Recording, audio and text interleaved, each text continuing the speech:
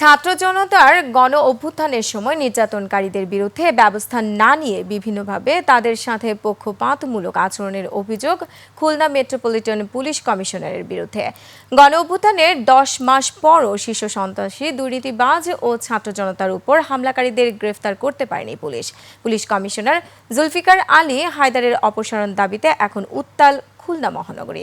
শেখ জুয়েলের ক্যামেরায় খুলনা প্রতিনিধি আশরাফুল ইসলাম নূরের তথ্যে ডেস্ক রিপোর্ট। কেসারেন শেকড় থেকে শিখরে। জুলাইয়ের গণ অভ্যুত্থানের সময় খুলনা সদর থানায় কর্মরত ছিলেন সুকান্ত কুমার দাস। শহরের 7 রাস্তার মোড়ে ছাত্র জনতার উপর নির্যাতন চালিয়েছিলেন তিনি। ছাত্র জনতার উপর হামলা, মামলা, অত্যাচার ও ভাঙচুরের অভিযোগে আদালতে সুকান্তের বিরুদ্ধে 4টি মামলা হয়। গ্রেফতারের পরিবর্তে তাকে চুয়াডাঙ্গায় বদলি করলে ছাত্র জনতা ধরে পুলিশে সোপর্দ করে, কিন্তু থানা থেকে তাকে ছেড়ে দেয়া হলে ফুঁসে ওঠে ছাত্র জনতা।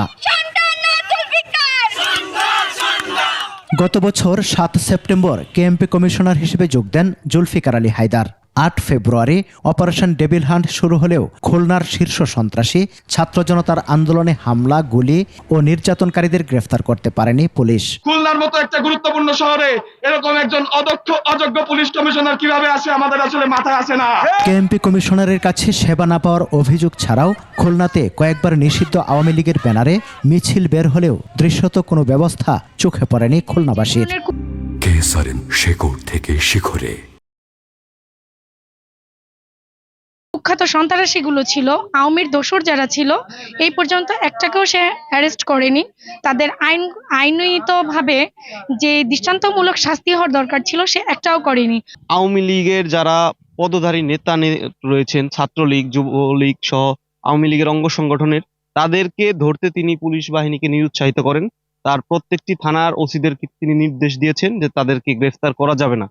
অভিযোগ সম্পর্কে কথা বলতে পুলিশ কমিশনারকে ফোন করা হলেও তিনি রিসিভ করেননি। আপনি যে নম্বরটিতে কল করেছেন তা এই মুহূর্তে ব্যস্ত আছে। কেএমপির সাবেক কমিশনার মোজাম্মেল হক, সাবেক অতিরিক্ত কমিশনার রাকিবুল ইসলাম, ডিসি মোল্লা জাহাঙ্গীর হোসেন, ডিসি সিটিএসবি রাশেদা বেগম, তৎকালীন এডিসি সোনালী সেন সহ পুলিশের অন্তত 19 কর্মকর্তার বিরুদ্ধে 3টি মামলা রয়েছে, অথচ কাউকে আইনের আওতায় আনা হয়নি। আইন শৃঙ্খলা রক্ষাকারী বাহিনীতে যারা ছিল এরকম প্রায় 16 থেকে 20 জন রয়েছে যারা কিন্তু গ্রেপ্তার হয়নি এবং তাদেরকে গ্রেপ্তারের কোনো উদ্যোগও নেওয়া হয়নি। বিভিন্ন মামলায় পুলিশ ছাড়া অন্য আসামিদের নাজেহাল করা হলেও কর্মস্থল বদল করে বহাল তবিয়তে থাকেন পুলিশ সদস্যরা। সমর ইসলাম, ডেস্ক রিপোর্ট, 21 টেলিভিশন।